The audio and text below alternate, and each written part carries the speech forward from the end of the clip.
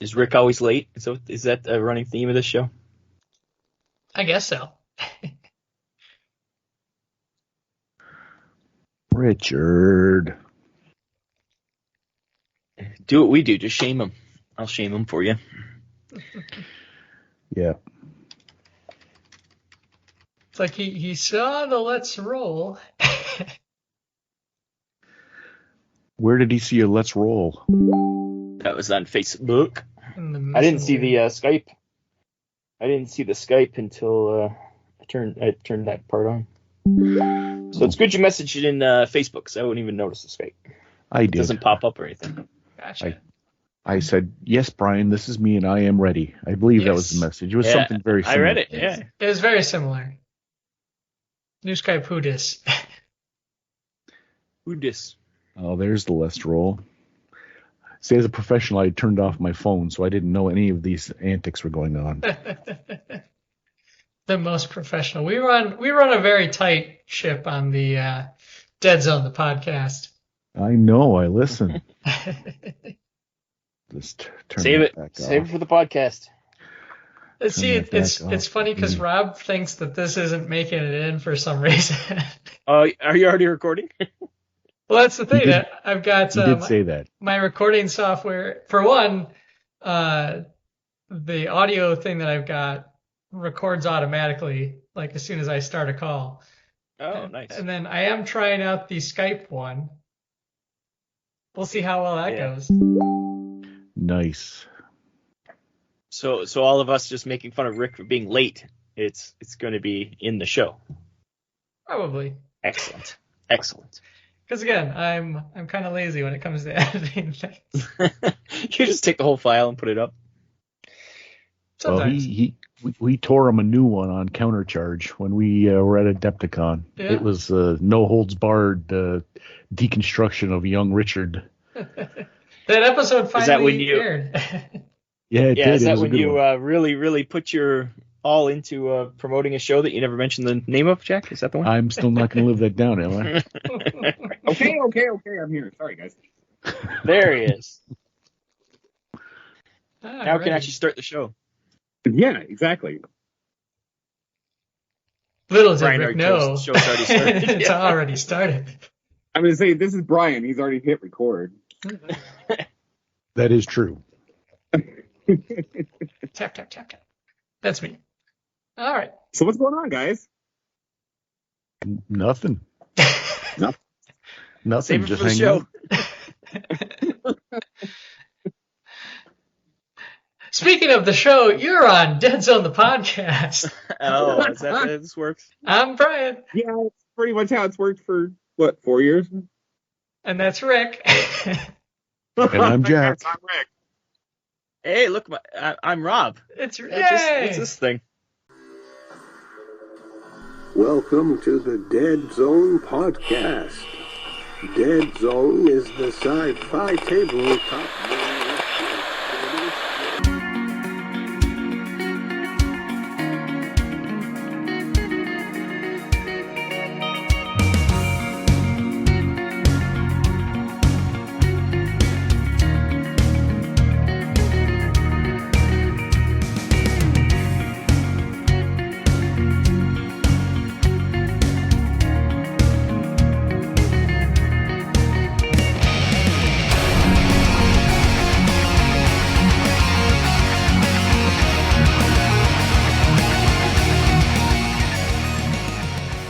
It's how we intro the show, i.e. poorly.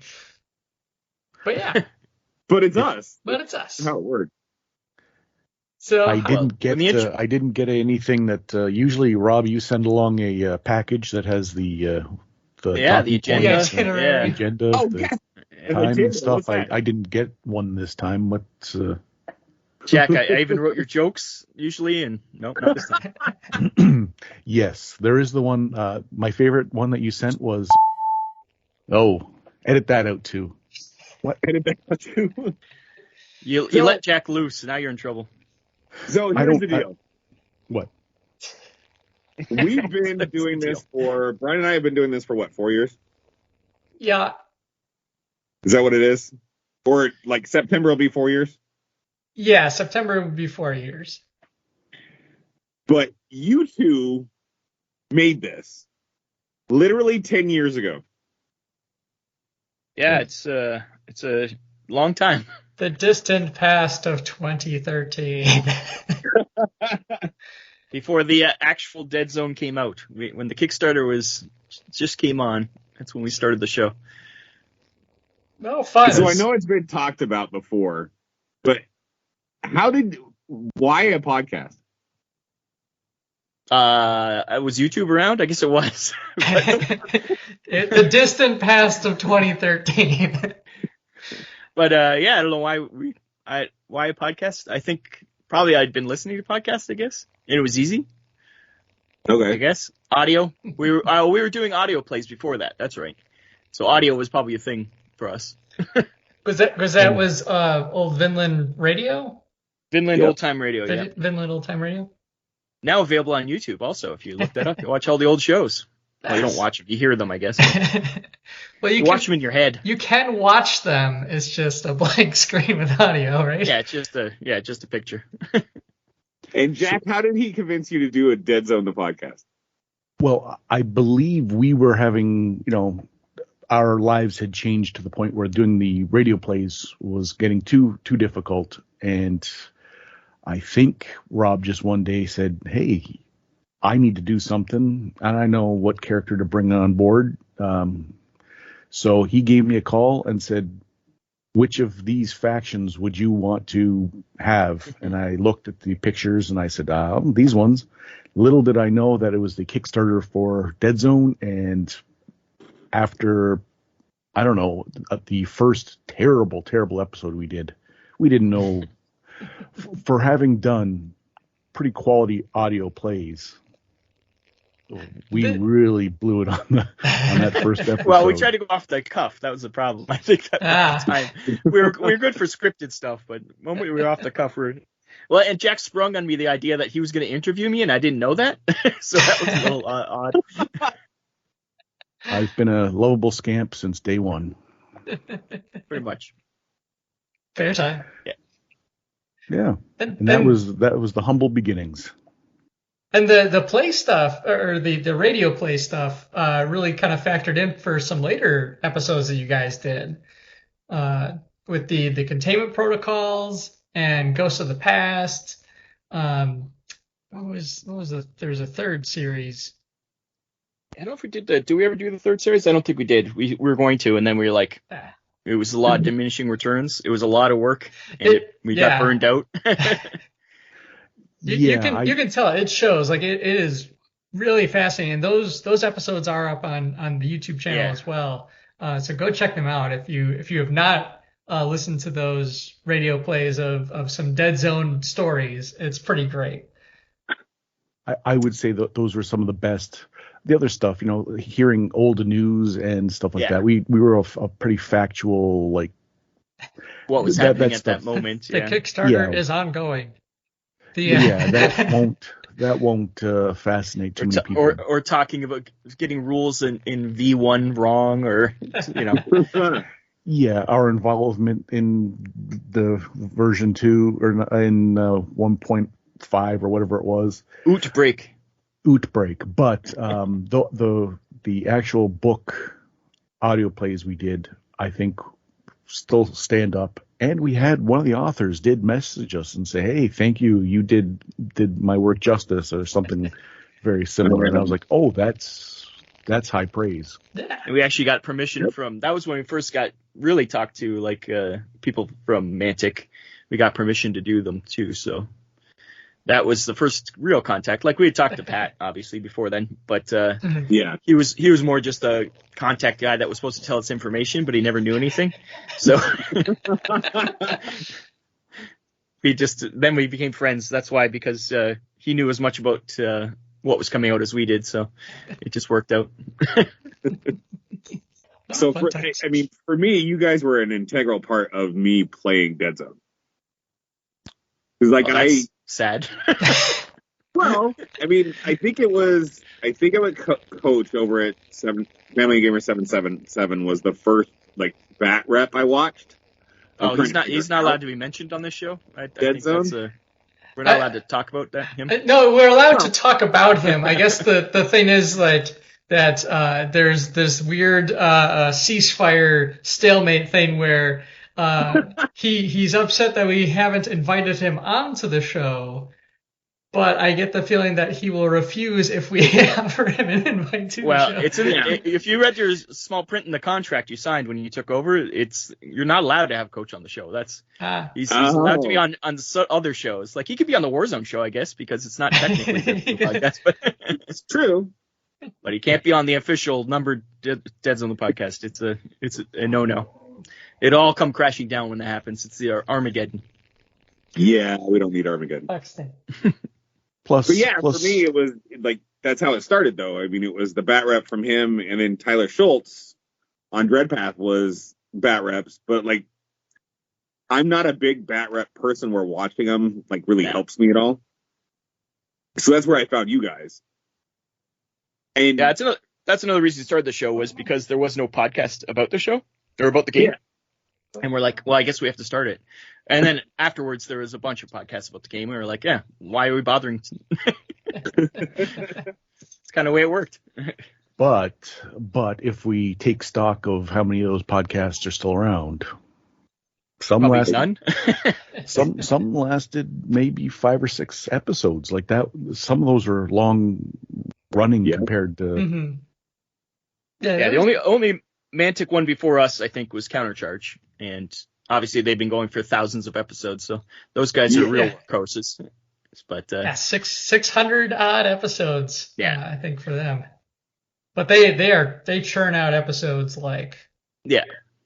We also frequently. The way we numbered them too, we didn't number all the team building exercise or all the other things. Right. It was all like our numbering is not exactly correct, so. Right. We probably did. Between the two of us, I'm sure we're in the 300s now. Yeah, because we've like this is episode 145 of the official numbering calendar. Mm-hmm. Yeah. But we've had a lot of 0.5, 0.75. Yeah, exactly. There's a 0.33 in there somewhere. Nice. The solo episode. Yeah. Early on, I think episode 3 or 4 was my solo episode. It was just me ranting. Yes, there was that one. Yeah. We quickly realized let's not do solo episodes. Rob can't contain himself. He gets mad. Well, I mean, ours wasn't supposed to be a solo episode. Yeah, there was technically another voice that I was listening to and responding to. It's just no one else could hear it. And you posted it too. You posted it. I listened. Yes. You and Beetle are the only two that listened to that one. I thought it was some object to art kind of like Dadaism going on. I'm like, I'm digging this. I love this. I think you should have I still think you should have just re-recorded all the lines and like had a guest person to play the other person and or maybe a robot voice. You get like Google to say all the words for you. Well, it's like in I think our last episode, we kept saying the wrong year for like what year because it'll be this is like the end of the 3rd year. Like full years starting the 4th year kind of thing. So it's just like it seems longer than that. I redubbed because this was definitely before the event. So that was 2020. This was 2019 you took over? Or was it? Yeah, it must have been 2019, right? Yeah, it was 2019 because we were. If it was 2020, we would not have been meeting each other. Yeah, that's right. In the middle of the fall. 2019. At least 2019. Yeah. So math is hard, guys. Yeah, I know that's the problem. Math is stupid hard. If only there was some way we could verify. I think this is going to be the end of your 4th year in October. Oh my God, whatever, September. That would make more sense since we took over at episode 100. So math should be easy for this part because 48 should be 4 full years. I think we were saying like the 5th year, and then I had to redub everything over. Yep. Well, just now you said the end of the third year. I'm like, no, it's the end of the fourth year. So you guys are now you're cutting yourself short. You're like, Yep. no, it's not 5 years. It's only 3 years. No, it's 4 years. It's So- been a crazy time for sure. This is the 11th anniversary then? 2013. So no, 7 and it was around this years? time too. Yeah, because I remember 7 it was years the summer. plus 4 years. It wasn't 7 years for us. I don't think. Well, I think it was. 2013 it started anyways, so that was 10 years ago. Yeah. But it was the summer of 2013. Six What years for you guys if it went to 2019. And then, math. But yeah, I think another reason we started the podcast is when we were doing the Vanilla Time Radio, we were drinking way too much, and I think our livers needed a break, and we only drank a little bit on the Deadzone podcast, not as much as the other shows. So that makes sense. That also explains why we can't remember what year it is. So yeah. brain damage. And and I'm a little off the chain today because much like when we were on Countercharge, Brian, I miss podcasting, and I miss the spotlight, and I miss performing. So, I don't do it anymore. So maybe I just go a little hard sometimes. It's true. We do have your twin Jacques Pike on Dragon's Tome, not Jack. It's his twin brother. On what? Oh, it's a show we do with your twin brother Jack. It's called Dragon's Tome. See, I've said the name twice. Isn't that amazing? Yeah. Okay, yeah, I forgot. I'm on a show called The Dragon's Tome. No, that's your twin brother. Okay. It's kayfabe now. Come on. There was two things that Rob told me. He said, make sure this time to mention The Dragon's Tome, slide it in there somewhere, and I think I have. And the other is when someone's joke bombs, I'm supposed to sarcastically say crickets. Well, you did that before. You'd always do that, so that's just you. That's just me. Crickets. 9/30/2019 was your guys' last episode. Yeah, I knew it was. I remember that episode because we had to go to Michigan to get a bunch of stuff from Jeff Burbage because I left my camera and like all this stuff in his trunk from coming back from Depticon, I guess. No, what was it? Is it Depticon? Jeez, was it there that long? Yes. Yeah. It took us 6 months to get our stuff back. Wow. We're terrible. Oh no, we left our stuff at Michigan in the trunk. We had to go. We went and played up in some Dreadball with him in where was it? I don't even know where it was. Jack, do you remember? I believe it was Hamilton. Was it Black Knight Games or was it something else? I forget. Yeah, it might have been. But anyways, that's right. We left it in after that. That's when we saw Jeff. Yeah. But anyways, point was we were in Michigan for the final show, and I don't know. It happened like spontaneously too. We were like, "Yeah, this is gonna be our last show." Oh, and you guys are taking it over. Yeah, it was kind of out of the blue. It was kind of funny, and I can't remember. I think it was me and you, Rick, right? Yeah. You were there. Brian wasn't, and Brian comes in. And we're like, "Oh, by the way, you're now doing a show." Okay. Yeah, it was pretty funny. And then it was spur of the moment. Yep. Then there was the slamming of car doors, the squealing of tires, and we were gone. After crossing the border. But I still do enjoy the first 101 where we pretended it was all a joke. Yeah. Yep. That was the best. Good times.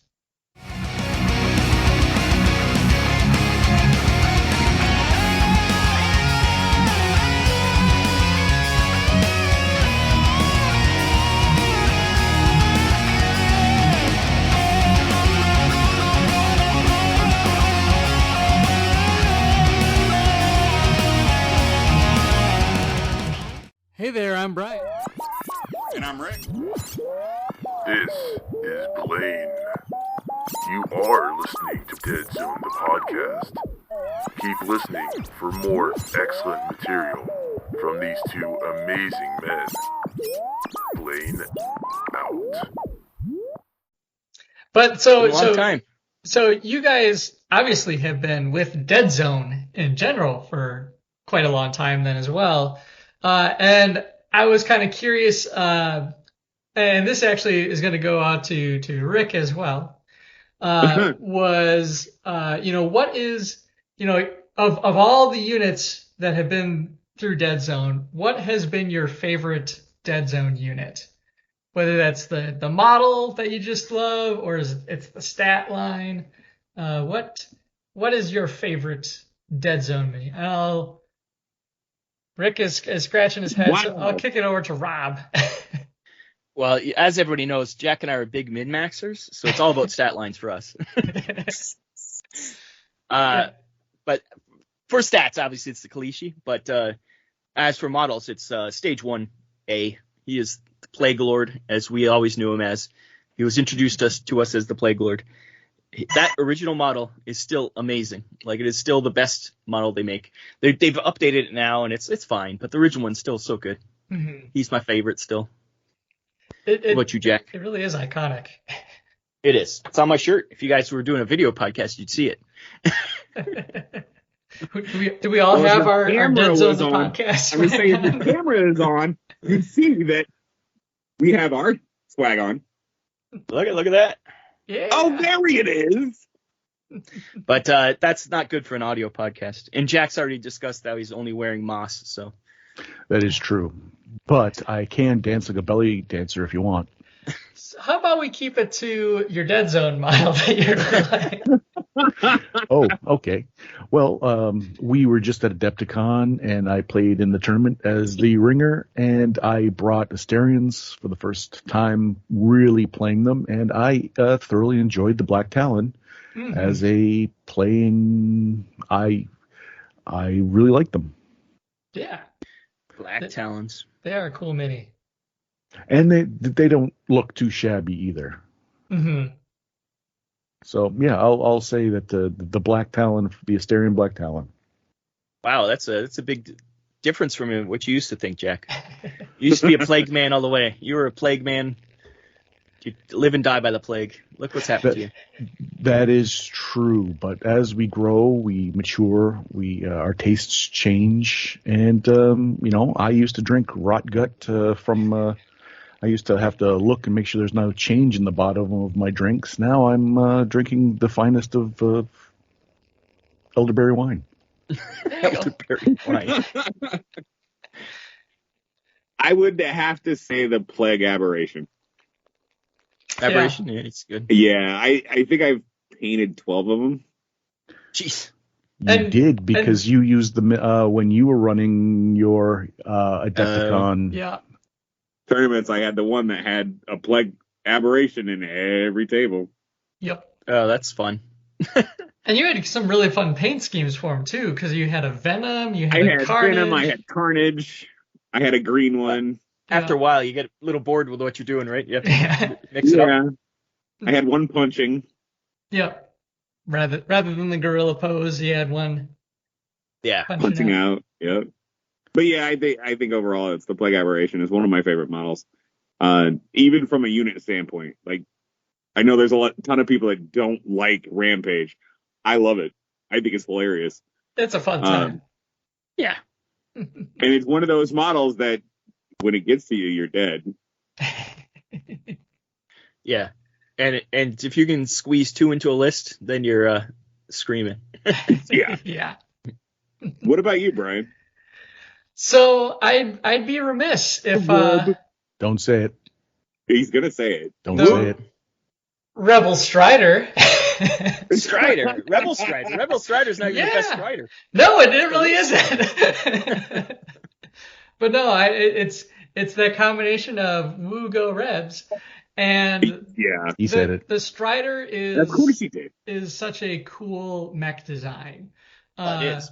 It's and we've all had fun really kind of kitting out Striders because you guys did, was it Mech Zone a couple of times, and there were some really, like, seeing the Striders that were made for Mech Zone inspired me to do all the Gundam ones that I've done since. So like that was always a really cool aspect of just how creative you can be with this one model kit. That said, it's, from a stat standpoint, Sometimes they struggle. You could at least have a rebel sniper or something. They're actually useful. I think they struggle less if you get them off the top of buildings. That's what I hear. That's what Rick would say. That's where they have to stand so that everyone in the room can see them. That's the reason they're there. Well, it's a bullet magnet. That's probably a good idea. Then you just keep shooting at them, and you can do other things. But not if they get one-shotted. That's Deadzone for you. One-shotting is a definite possibility. Mm-hmm. Yes. I did just pick up the Juggernaut and the Spectra. So as mechs go, they're pretty awesome. The Spectra is awesome, and the Juggernaut is really cool. Juggernaut's cool looking. I don't know what the stat wise, but he looks cool. So he's all right. He's better in firefight than he is in Deadzone. Yeah, I think most of the vehicles in those big things are better in firefight. So yeah, a little bit. But that also kind of makes sense because they have a bit more like built-in inherent utility, right? Because so many of them are big anti-armor things, like a Strider's Polaris cannon. Was it AP4? Like the only thing that makes sense shooting is something that has 4 armor, and there's only one model in all of Deadzone that has 4 armor. Whereas in firefight, a lot more mixed arms, a lot more armored units and stuff like that too, where armor piercing really comes into play at those higher levels. Yeah, and you can also spam them out too, which is nice to get a bunch of them on the board. Yeah. We Pat and I were playing with the idea of doing Warpath, the original Warpath, with 15 millimeter scale. Right? Is it 15? It might be even smaller than that. It might be 6 even. But you haven't lived until you've seen little baby Striders running around. It is the cutest thing I've ever seen. That would be awesome. Yeah. Hopefully in the future we get with the Vault, we get some of that stuff. We can officially print this stuff. That'd be pretty cool to get Striders on the Vault. Yeah. We were doing it was still somewhat official. We had like Pat's obviously works for Mantic, so we were getting these things to try out to see what it was like. But I was also printing them on my old printer, the FDM printer, which didn't work as well. Now I got a nice resin one. Might want to revisit those, but they're still cute as hell. Not all the models were available at the time either, so right. Yeah. But the Striders were damn cute. Speaking of the Mantic Vault, is that a huge price per what you get? It is ridiculous how good a deal that is. Yeah, it really is. Obviously, we've paid 2 months now. I've paid since the beginning, and it's been like $10, 20 bucks I think total. I've printed a full Basilean fleet that I've turned into a ghost fleet. That would have cost $200 at least, like to buy that fleet. Yeah. Yeah. With the XL ship itself, it's like $100. So you're like, it's expensive. It's like $80 or something stupid. Mm-hmm. So.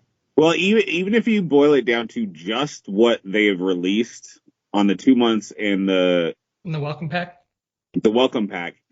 from a Deadzone standpoint, for what you're paying, you've got far more models than what we paid for when we bought them. Yes. Yeah. A lot of Veerman models were in the latest run, including the Volt Chasers, which were a Star Saga series. And so, seeing new life come from that, and hopefully we see more of those Star Saga minis kind of coming, which, hey, what was kind of the second, or one of the Star Saga sets was the Devil's Betrayal. And who was in the Devil's Betrayal? The Rebs. Who? Man, they were technically Rebs, were they? They're kind of like mercenaries.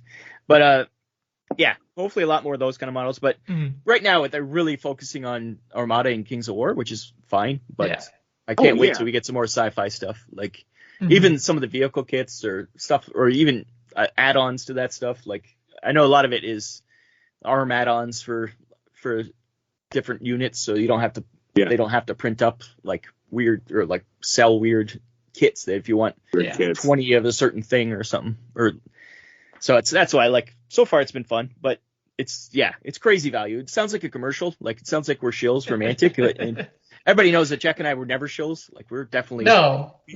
We were anti-shills, if anything. But you can't deny the value you get with the vault. It's amazing. Plain and simple.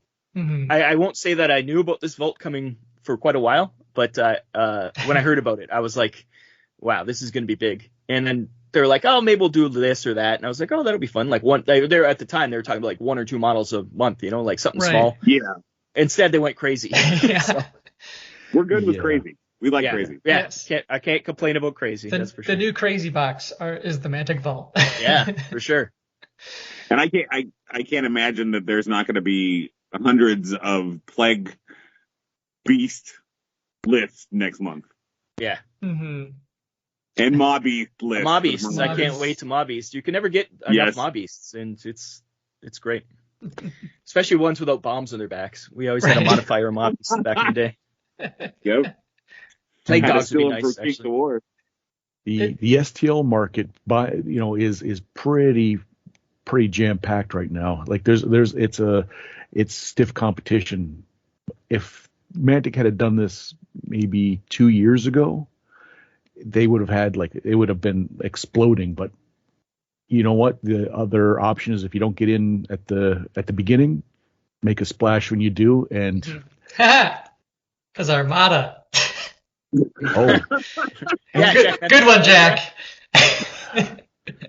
That was a script. Rob writes my jokes, so you have to say that's not why it wasn't that funny. But I also would never, ever would have bought the companion app.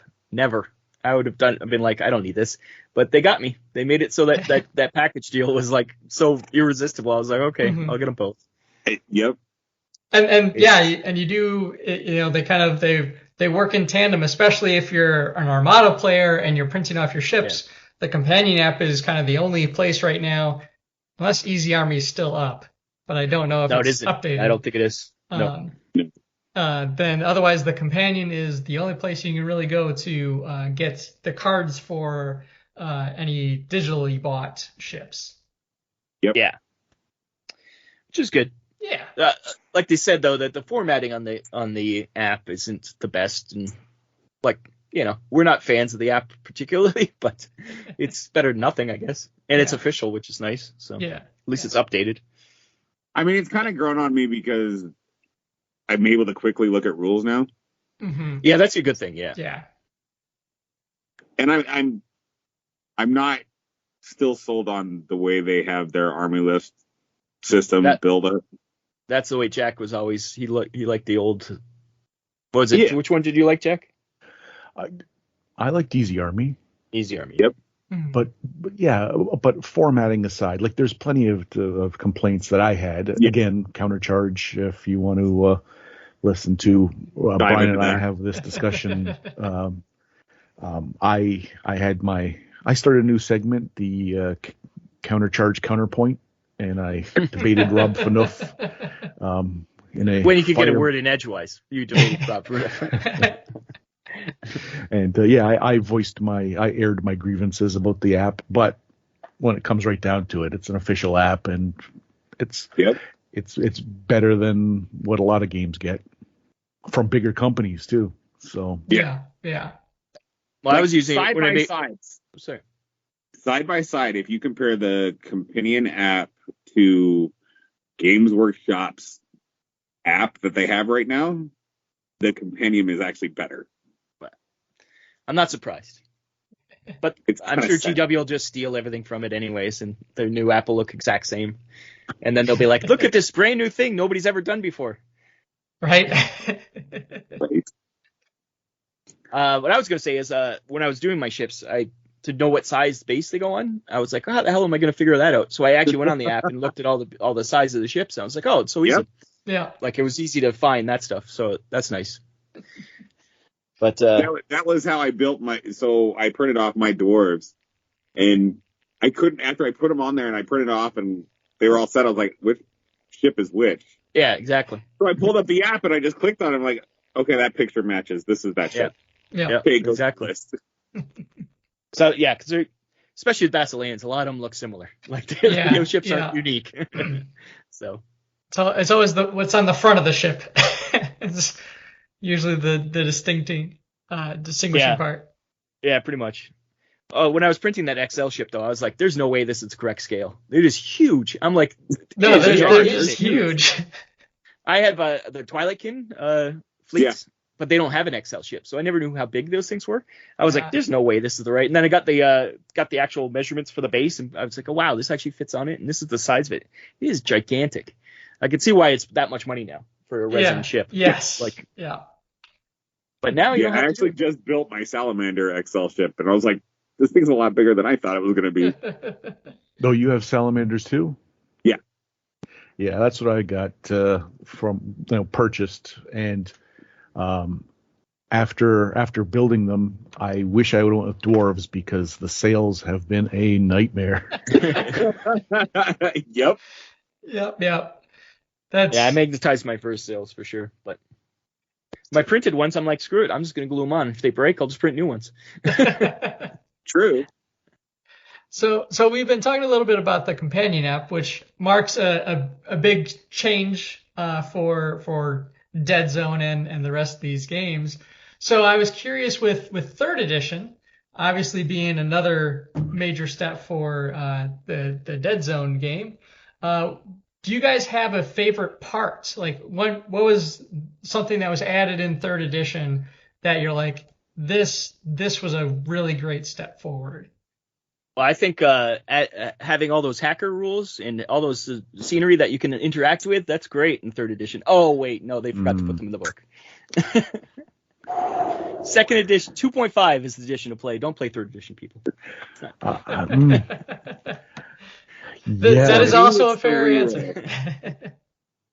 For me, it's the reroll on the command dice. Yeah. Oh, yeah. Yeah, I suppose so. Line of sight rules, I guess it's kind of a half better than what it was, but it's not as good as Bases Don't Matter, but it's better than what it was, that's for sure. That they've defined it a bit more, where people were just sticking guns around corners, and that annoyed me to hell. It was a very gamey thing that more experienced players would use on somebody, and it could really turn the experience for somebody. Yeah. So or I'm gonna aim from this point. It's like, well, no, that's in a different square you're aiming from. That gun is sticking into a different cube. That can't be right. Yeah. Right. Yeah. Yeah. It was it added gotcha moments to a game that was supposed to be beer and pretzels friendly, not friendly, but it should have. It was supposed to be simple, high action, high adventure. And it turned into a gritty unpleasantness. But I must say, I was making fun of third edition, but when I read the beta, I was like, wow, they haven't changed that much, and I'm happy because they could have definitely changed things for change's sake, and I'm glad they didn't do that. So I will say that at least when I first read it, I was pleasantly surprised because I expected to see some crazy stuff, and I've been like, no, this isn't Deadzone anymore, but it's still Deadzone. Yeah. Jack, do you actually like anything for third edition? Well, I will say that having just played in a tournament, the true line of sight Frankenstein that they've got now, that's still not perfect. Everyone I played and everyone that I talked to, they just use what was basically the original rules for line of sight. No one was getting into argue over it. The silhouettes and the top of heads, and everyone was kind of like, yeah, okay, well that's the official, but like we're all here to if there's an argument, you could always go back to the official rules, but if you're just playing friendlies, I think I had to make one or two, at least one. But maybe two line of sight rulings at the Deadzone tournament. Oh, did you? Yeah, but like part of it was were those from tables? Were those from tables near the top? They were a little closer that way. Exactly. And it was like really kind of discerning, like what's the mini and what's terrain, kind of blocking things. So was it say more north of Coach and that lawyer having their shouting match, or a little south of Coach and that lawyer having a shouting match? Like, I'm just trying to get my bearings. I don't. Was it actually Coach in that lawyer?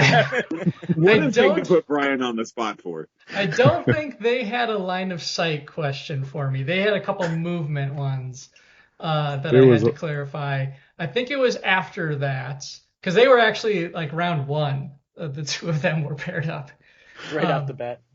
So, but yeah. So, like ultimately, it's that thing where it's almost close enough to like the old line of sight from second edition, where like the only difference is you're just not using the tips of guns anymore, right? Yeah, exactly. It's the good part. That's why I think it's good. It's like just stay within a certain area. Yeah. So that's definitely something I like. I will say one other big improvement that changed stat lines in a big way was the addition of HP for models. That's fun. That really lets them play much more with size and toughness. Yeah, Jack and I invented that in our Unearthed Intel book. Yeah, we did that. Yeah. we pressed for that when we were on the rules committee, or when we were doing the play testing. We were from years and years ago. That was one of our big things. Other than bases don't matter. Which they shouldn't. We should be able to make scenic bases like in Kings of War with a little bit of shrubbery. But anyways, it was, hey, why?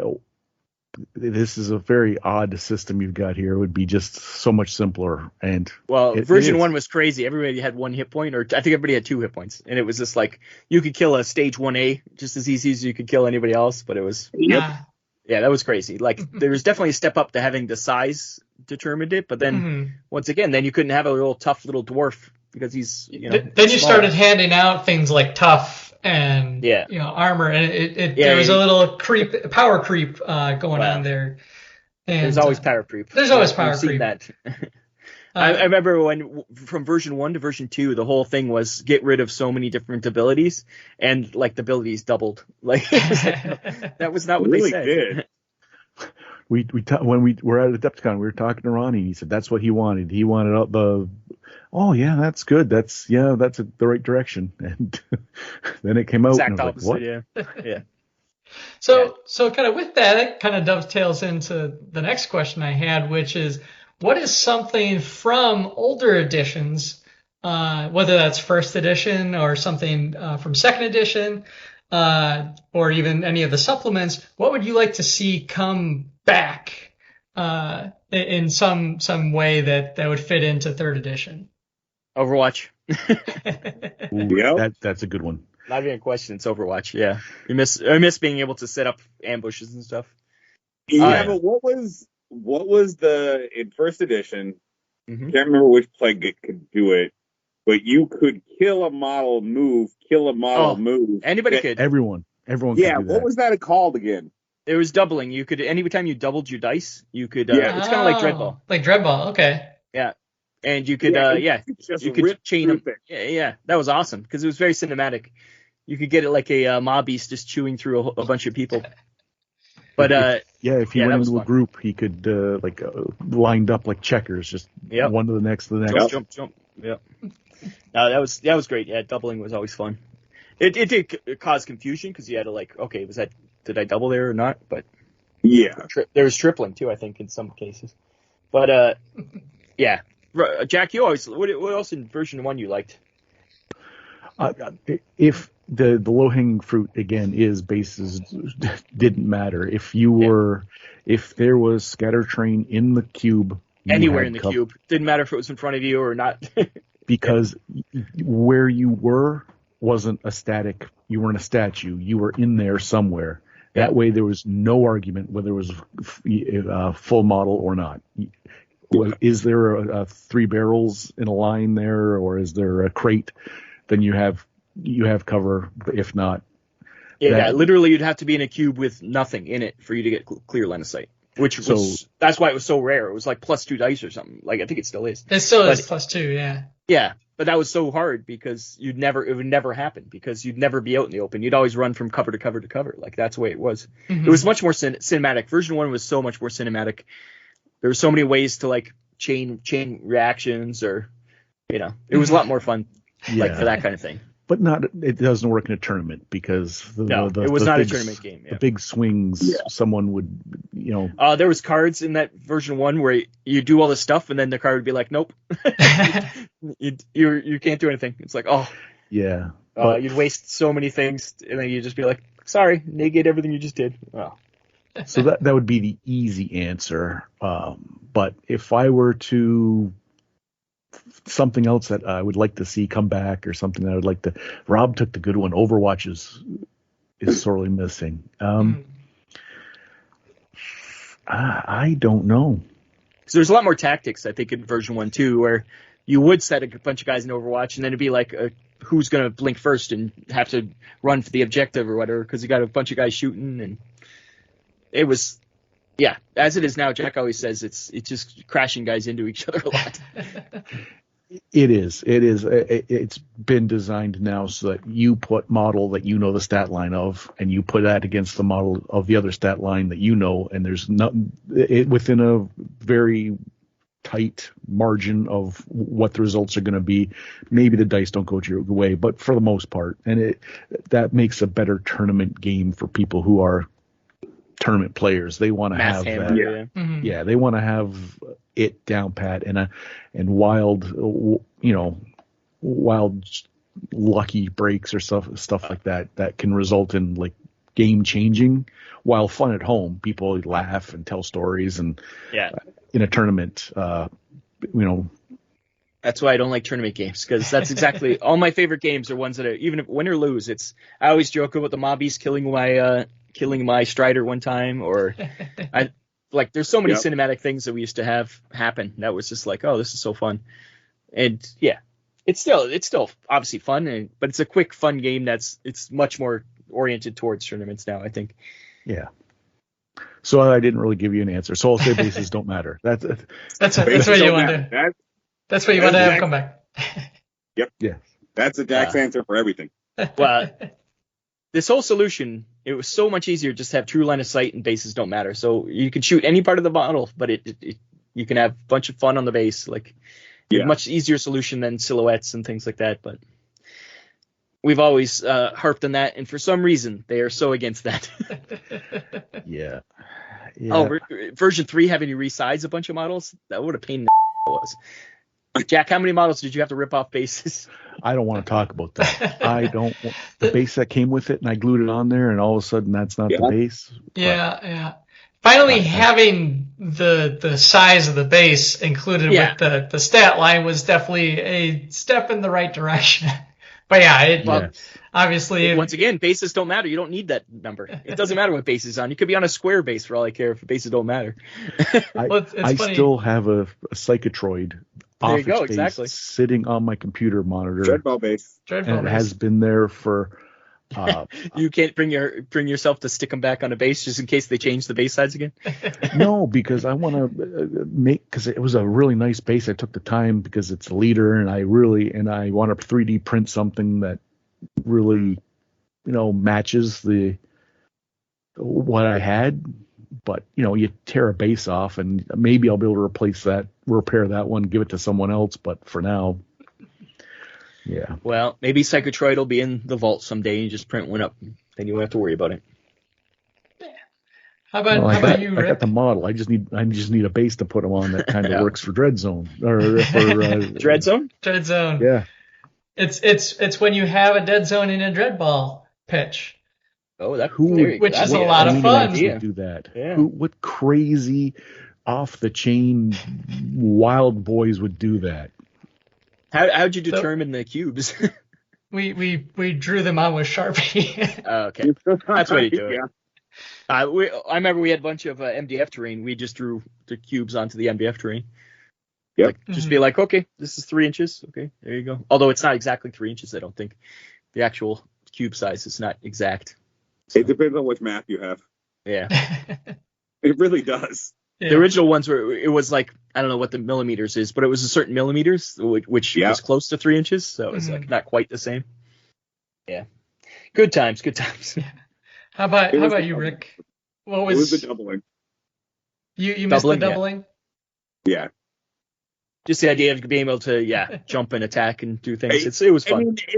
They try to attempt to bring it back with the Asterian splat, but it's just not the same thing. No. Same with there's a GCPS guy who has Overwatch too, and it's not the same thing.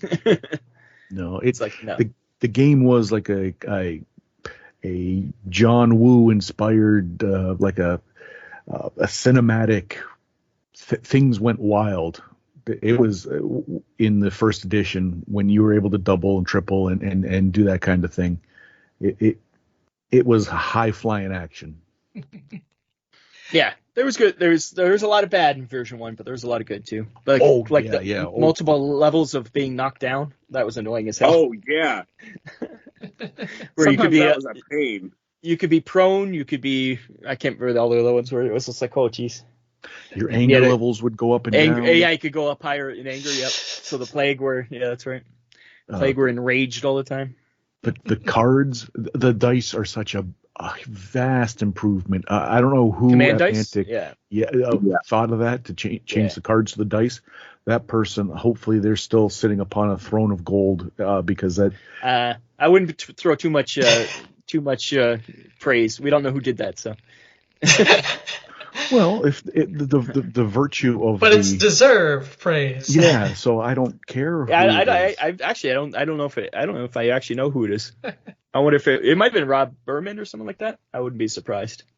It could have been. Or actually, you know who it was? I almost guarantee it was. Who's the guy who did Hellboy? James Hewitt.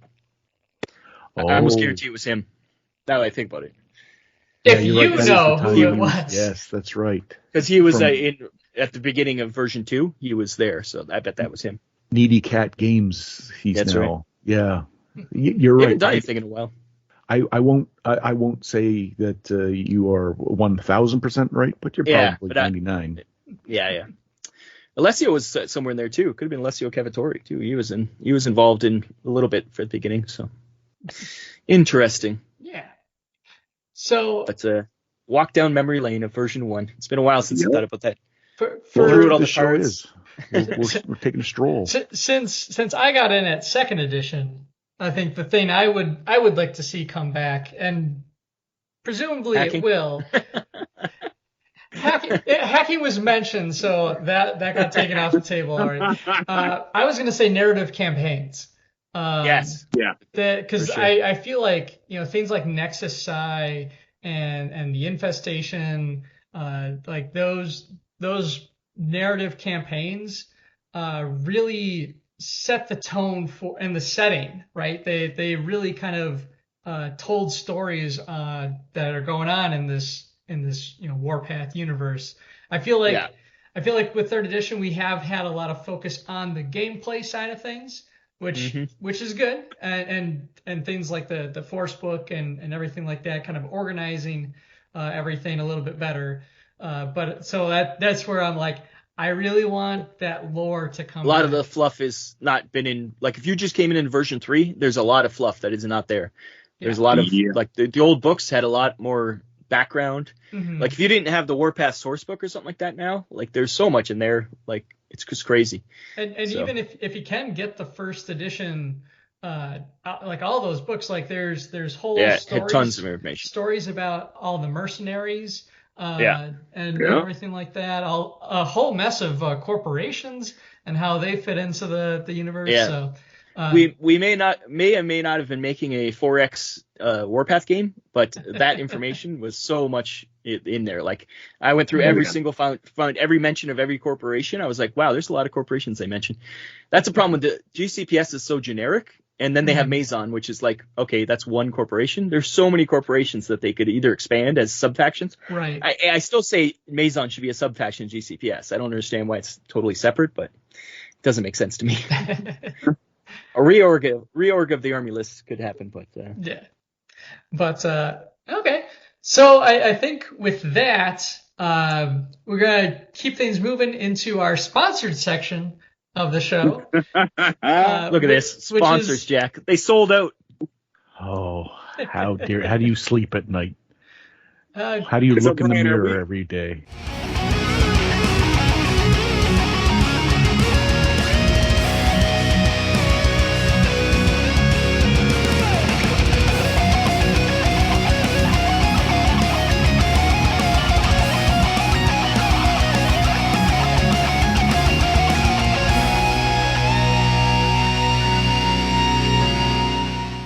Hey, I'm Chopper, I'm Brian And I'm Rob. from Mobile Armor Radio. and you are listening to Deadzone the podcast with Rick and Brian in the morning.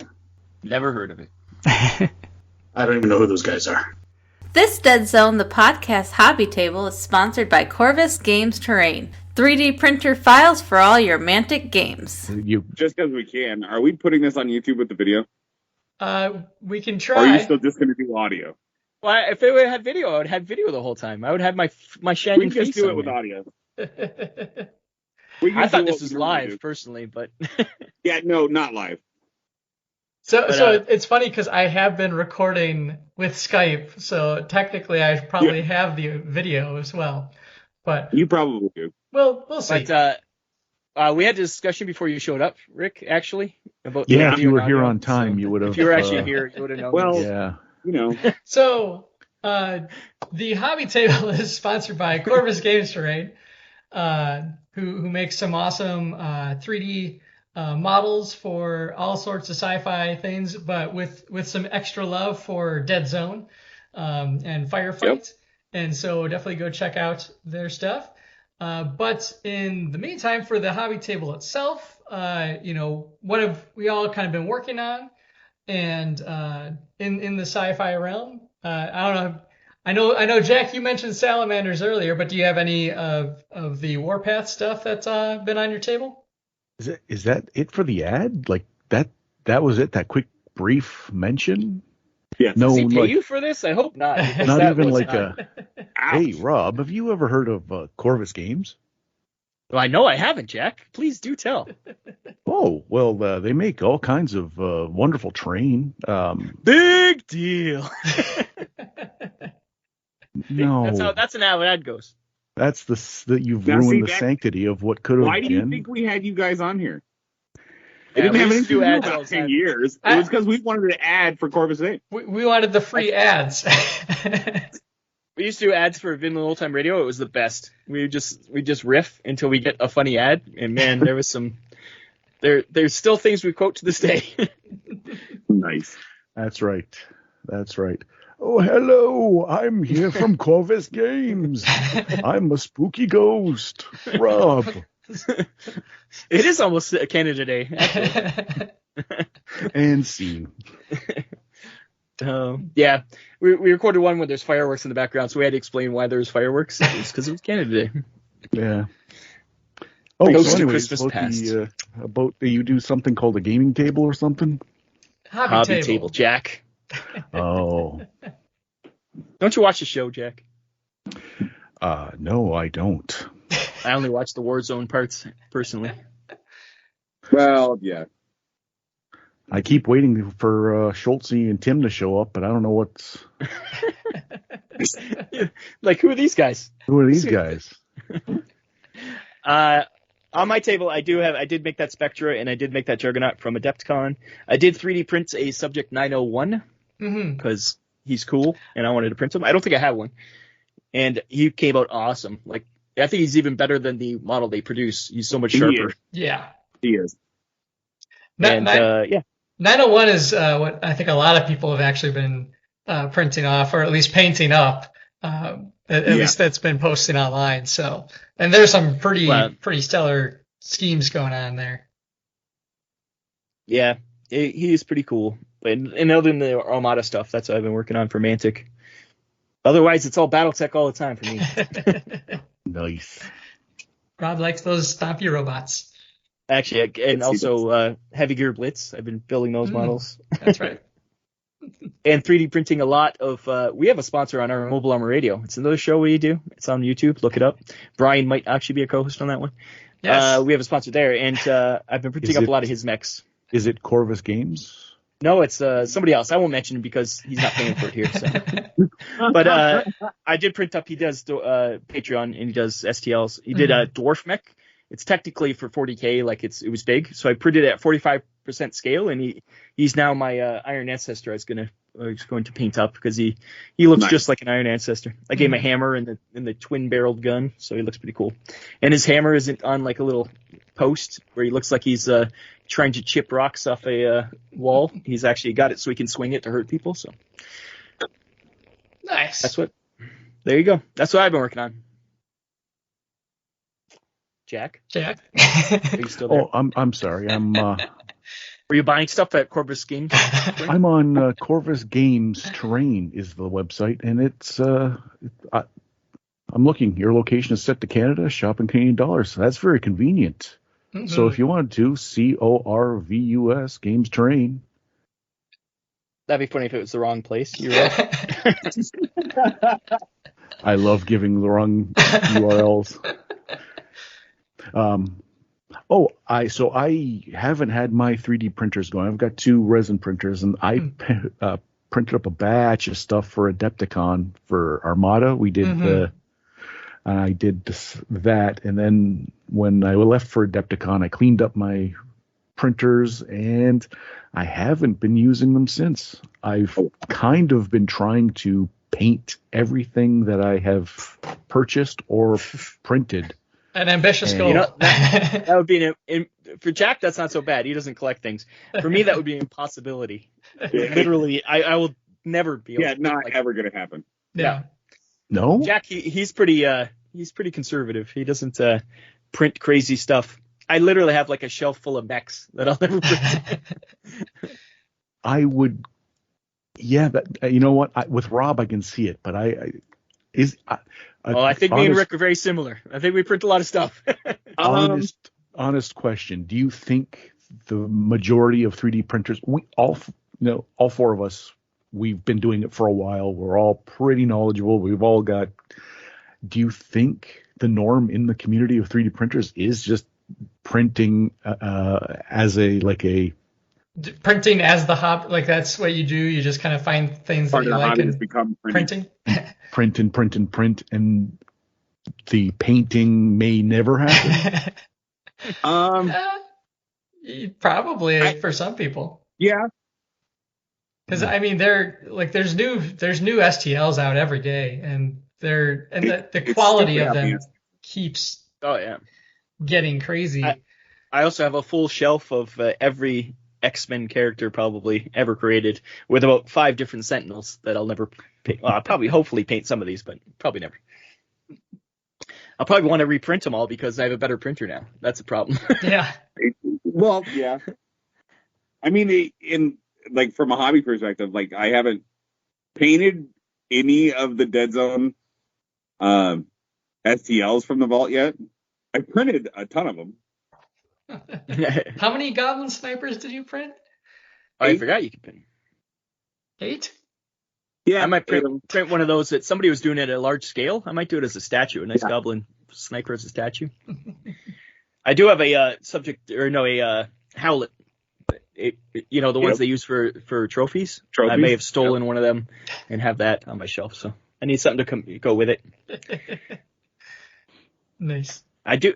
I wish the 1A was it wasn't digitally sculpted, so there will never be a STL of the 1A. It was old school sculpted, so unless someone scans it, it's never going to be a STL. The new one will, but the old one cannot. Yeah. What have you been working on, Brian? I've in part of the 3D printing side of things, I've been slowly building up my the Corvus Paint Pal Studio. Which is the paint racks and everything. Jack, do you hear this shill? Look at this. Okay, the paint. Come on, we get the point. You're I'm sponsored, I know. I'm right now looking at the Isolation Protocol bundle. It's a digital Rob's STL gonna love it when printable. we get to talking about what I've been doing for hobby. Then, but you're saying there's a painting rack as well on GameTerrain.com. I believe you can get to it from the home page, or I don't know if the paint Pal Studio is up yet. I don't think that's up yet because it's still fulfillment from the Kickstarter, and he's still working out some of the bugs. Oh. Yeah. It takes a bit to get his Kickstarters to his website. He does have the Paint Pal Studio has late pledges available on his website. Yep. Yeah.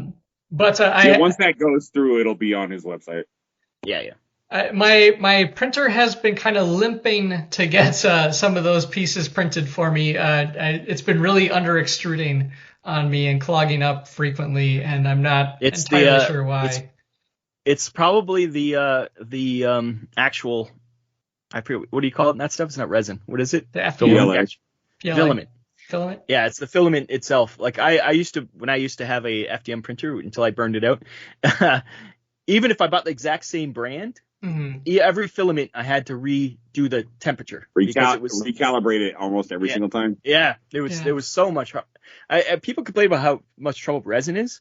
Resin's messy and like you can get resin all over yourself, which sucks.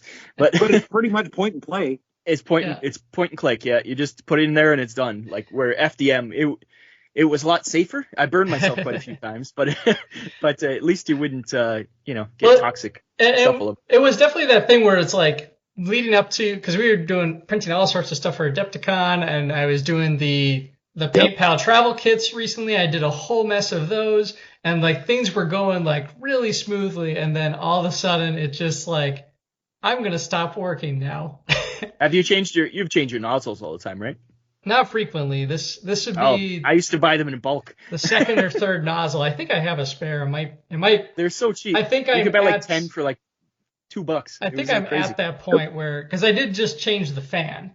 Actually, I replaced the fans, so they're quieter now.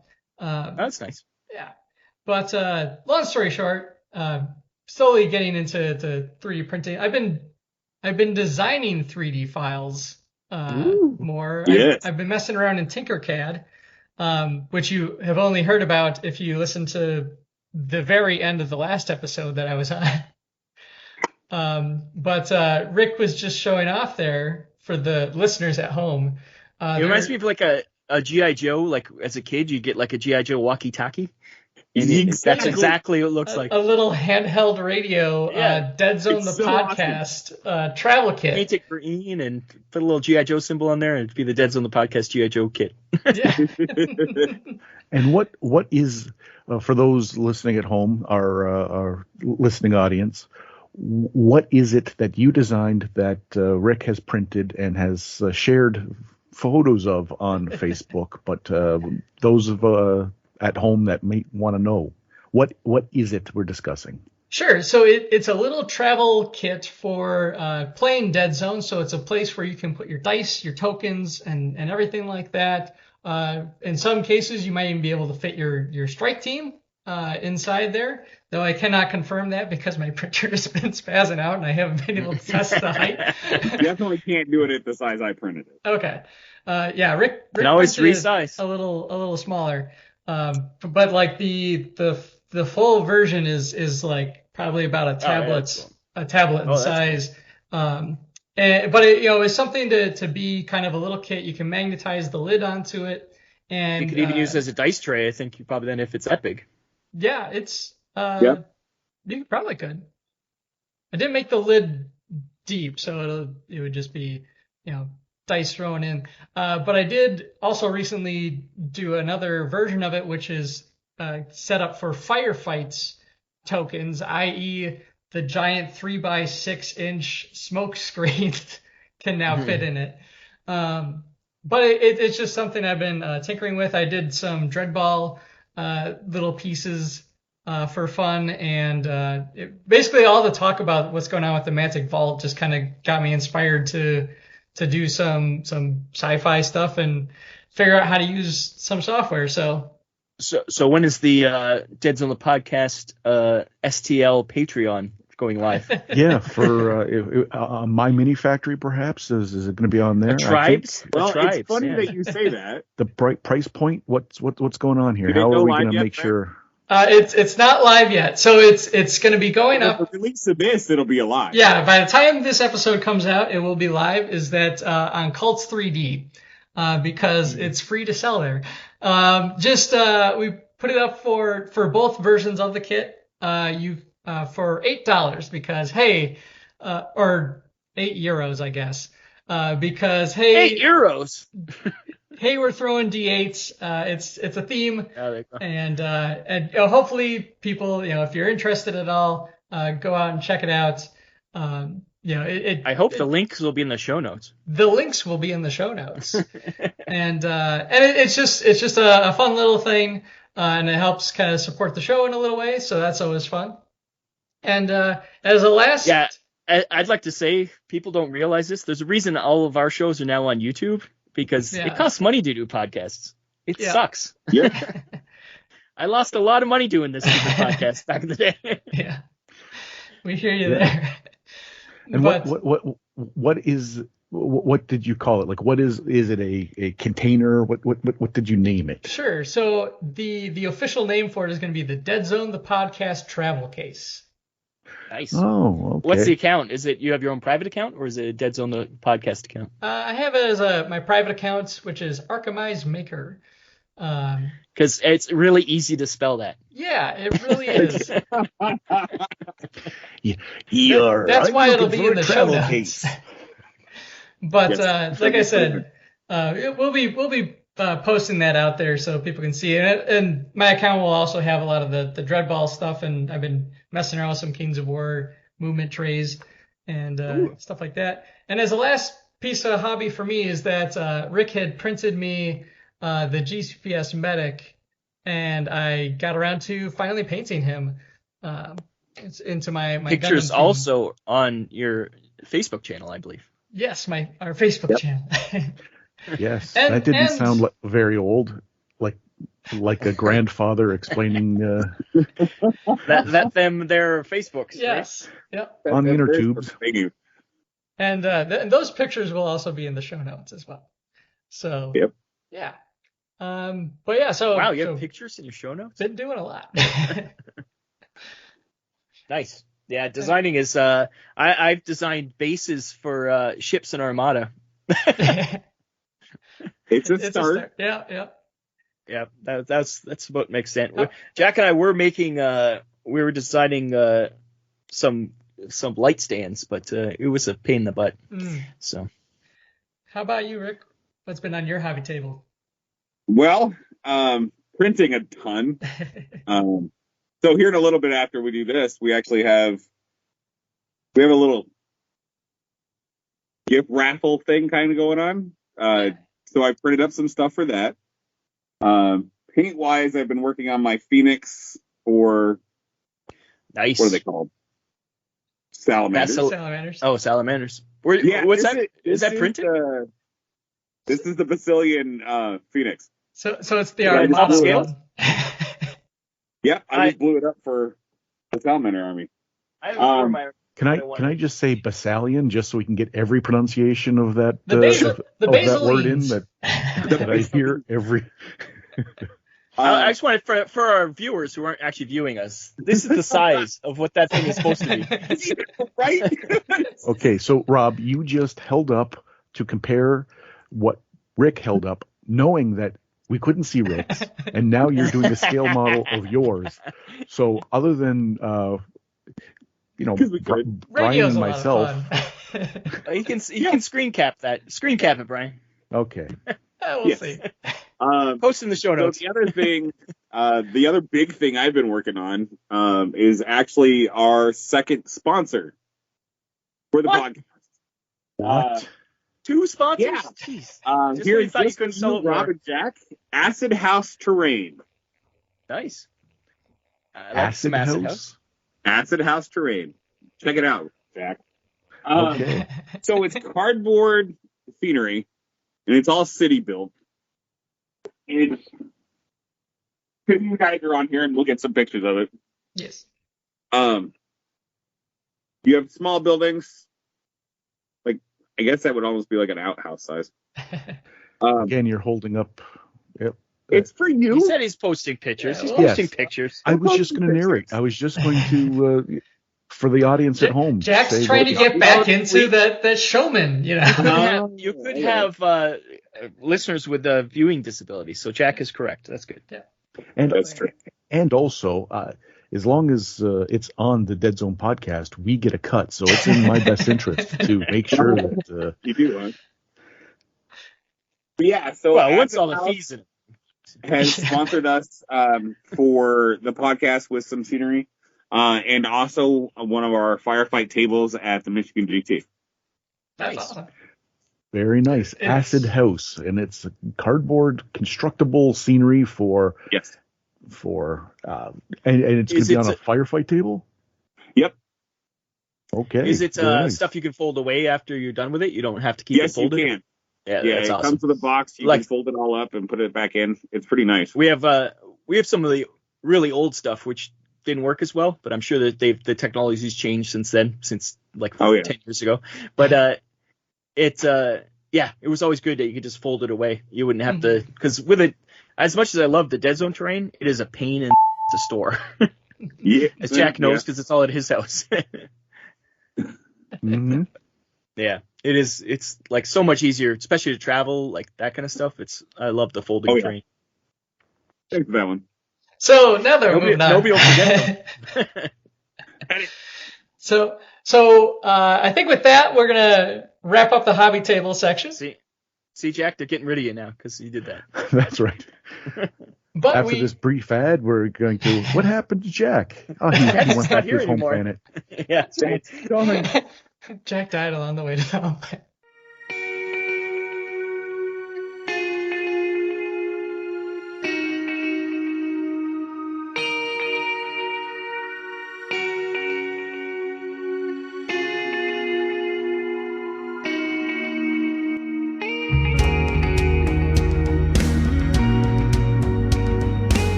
Corvus Games Terrain coupon code for this month is DZ Podcast June. All one word. Use it at the checkout for 15% off your order. Hey everybody, this is John Jack from Crippled Fox Gaming, and you are listening to the lovely and talented Rick and Brian on Deadzone the podcast.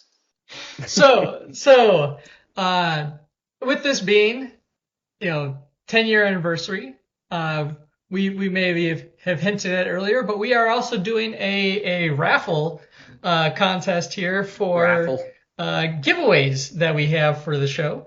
Some of which was donated by Mantic. They provided us with one of the new two-player starter sets. Jack, what did we ever get from Mantic? Not a thing. We didn't even get people knowing who we were, let alone getting starter sets sent to us. We'd have to steal stuff from Pat. That's the only thing we got free. To be fair, I went up to Pat and said, "Hey, can we have this?" So you did steal from Pat too. Okay, at least that tradition's going as on. long as it's the same breach of security. Same route. Okay. Same route. We accept that. Pat, we need this. We're taking this. Yeah, perfect. Yep. But we do have some other goodies here. And so for those that maybe missed it, what it was is we had a post go up on our social media that was, if you like, comment, share, we would enter you into this drawing. And we had a huge response from that, especially the pictures. We asked people to post pictures of some of their favorite minis from Deadzone. So there were a lot of really cool things that came out of that. And I've got a list of 138, I think, names on this list with a random number generator. I do hope that whoever you pick is not from a foreign country for your budget. So I think we'll do it backwards. Yeah. We'll lead up to that two-player start box. Yeah. That makes sense. So the first thing we're going to draw for is a classic unopened box of Reb models. What? Brian's been hoarding those. Not this one. That's why this is coming to Rick's. Not this one. That's why it's actually Reb getting booster. sent out. Otherwise, Brian would just take it. Coincidentally, the person who wins this one, his name is Ryan Bovac. Just crazy. happens I to don't live know. in Michigan. What a huh? coincidence! Yeah, I'll just deliver. Rick, just come to my house. I'll deliver it right to him. Could have predicted Right? this. And so with that, we'll do a random number for the Revs booster, and the first one will be Todd Johnson, number 109 in my list. So he was somebody that chimed in on I think the Deadzone Facebook group. Yeah, so Nice. so we will be reaching out to you, Todd. You better write that down. Yep. Yeah, That's somebody a writing this strong down. name. Yes. Todd Johnson. Todd Todd Johnson. We need this Todd fire Johnson. put out quick.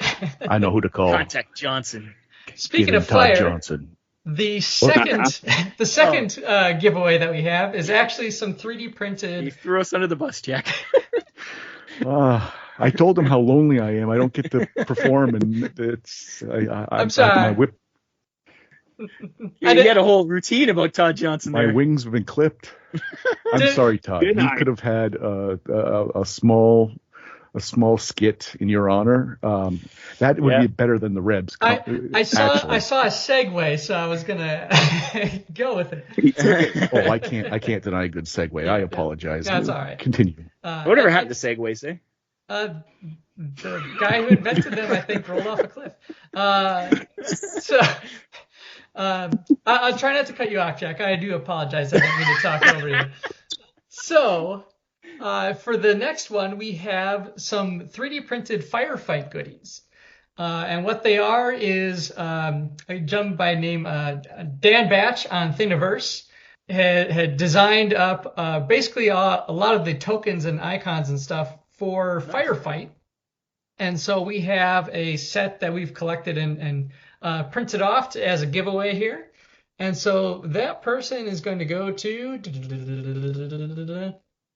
I'm going to do it I one like more time. he refuses to put in a drum roll into the thing as post-production, so he's just drum rolling with his mouth. And Sure. it ran into one of my labels. And so I need to do it one more time here. Because I got Luckily it's not live. They can edit all this out. It's perfect. Yep. Yeah, exactly. Drum roll. Keep it going. Keep it going. And we have Andon Esset. What? Andon Esset, who is one of the folks that was on the original post on the Deadzone the podcast page. Oh, so he's an actual fan. That's good. yeah. Yep. And so number 29 in my list. He or she. We're being sexist. It's a he or she. We don't know. Yes, they. Andon could be a girl. So Andon, you are going to be receiving the firefight goodies. So hopefully that helps, makes your firefight games a lot more fun. And so, lastly, the Deadzone 2-player starter set, which I have. I don't have this, by the way. Right here. Yeah. No. Look at that. It's It's even got the sticker on it. the Plagues versus the Asterians. I like how he's showing it to nobody because nobody can see this. So. Well, All right, and so that is going to be going to. Let me refresh the page. and do your drum roll. And do your drum roll. Matthew Cross. Congratulations, Matthew. You are. We used to have a fan on our old show called Nicodemus Sandberg, and we always said he was a vampire. Now we know who the vampire hunter is. It's Matthew Cross. Matthew Cross. Please, sir, can I do a skit about Matthew Cross? Maybe 3 or 4 minutes. By all means, Jack, go ahead. I'm assuming you're talking to me. Well, Yes, the new you're in charge Taskmaster. now. Yeah, you're the new Yes. Taskmaster. Jack? And that's You have a the skit. We were waiting for the skit. Apparently the skit's over. Oh, okay. Imagine this. In the In a distant world. past. In a world of vampires. Stalking man. A full moon on the horizon. And in front of it, Nicodemus Sandberg. Humanity is dead, but humans still live. Insert music, you can do the post-production. Yep. There you go. Da-da-da-da. Ta-da! If I go much longer, Nintendo will sue. So. Okay. Was that So like a Ocarina of Time? To all of Yeah. the winners. Congratulations, the 2-player starter set. It must be nice.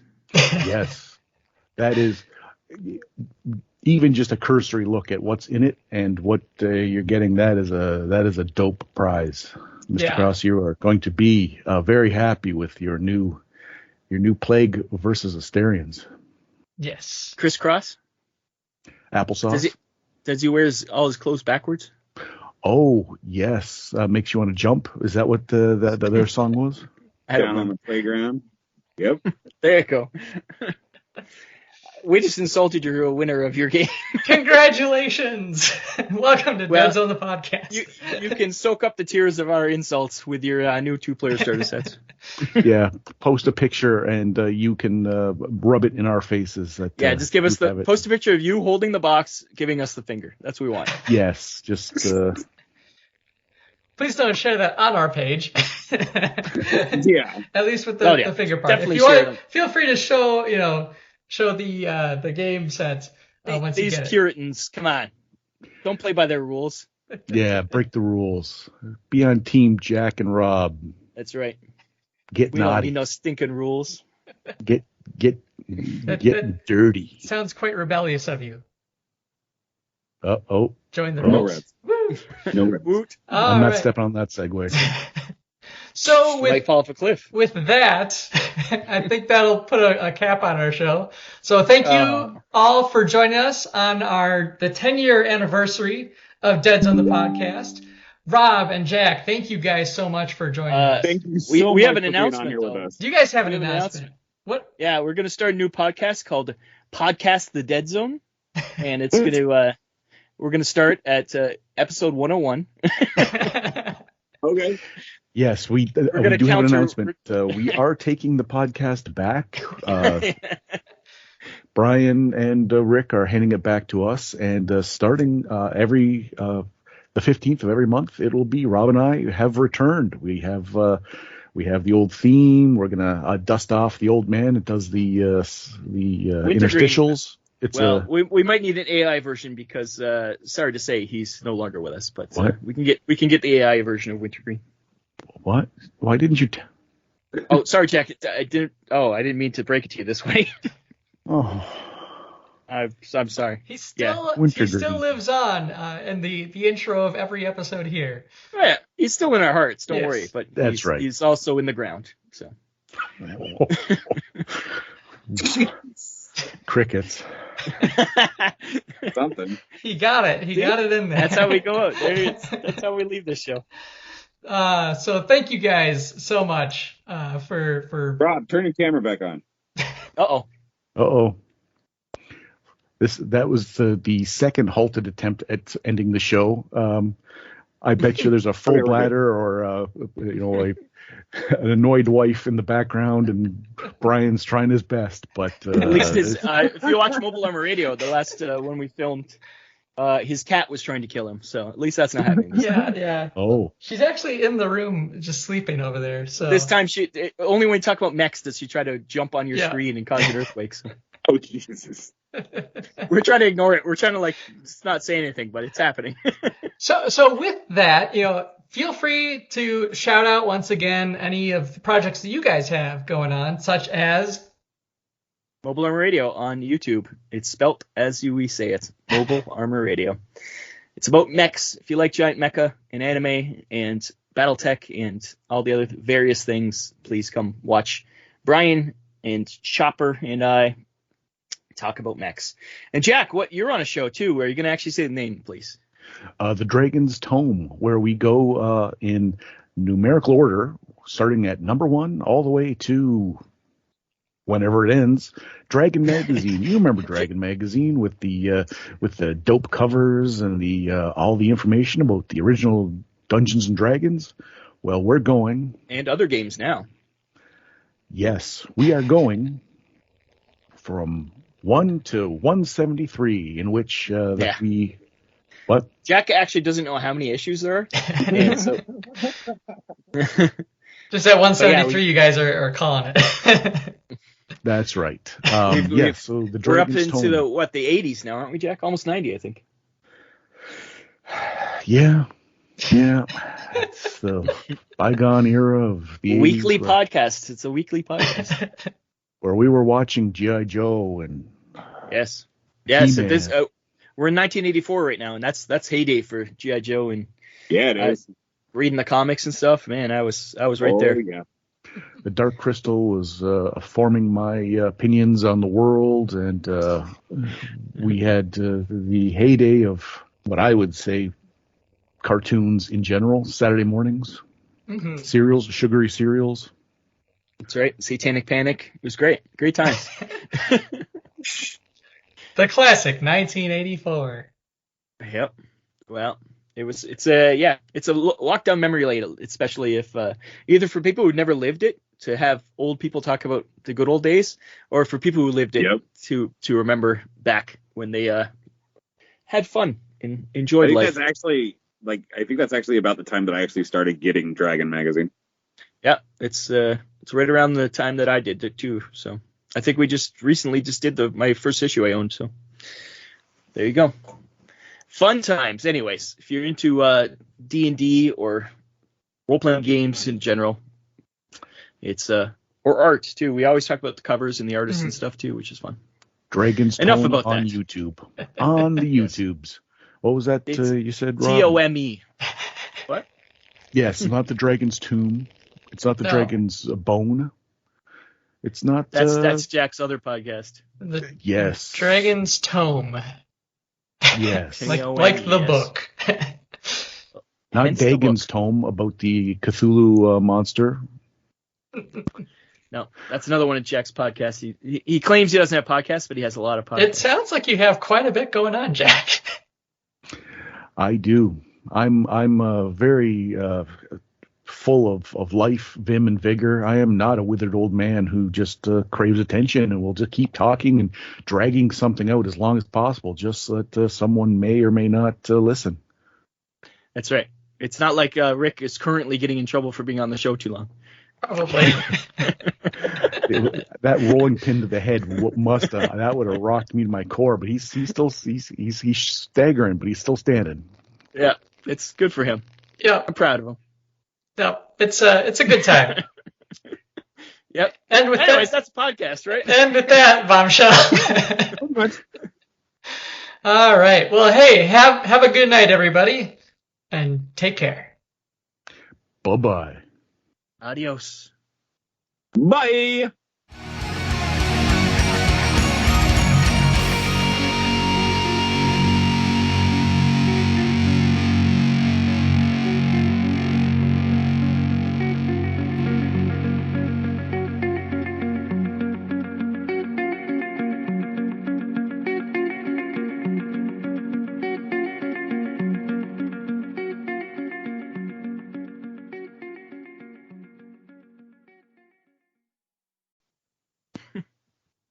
Wow. Wow. That was it. We'll have to re-record that, right? That was just the test? Yeah. No. That's exactly how we do it. Yep. And this part goes into... Oh, no. We can't say all those bad things we were going to say then. Yeah, that's true. You can't because Brian doesn't edit. We can't spill the tea. The stories I could tell you. Stop recording. We'll see how that works. We can't trust to stop talking because we never know what's going to be in here. You think it's a ploy? He goes, "Oh, I've stopped recording now. Oh, look at that." So, no, guys, because there's this little thing up in the corner that tells us that he's recording. He's recording on two different things, though. I don't trust him. He's sneaky. We've already determined Never that. trust him.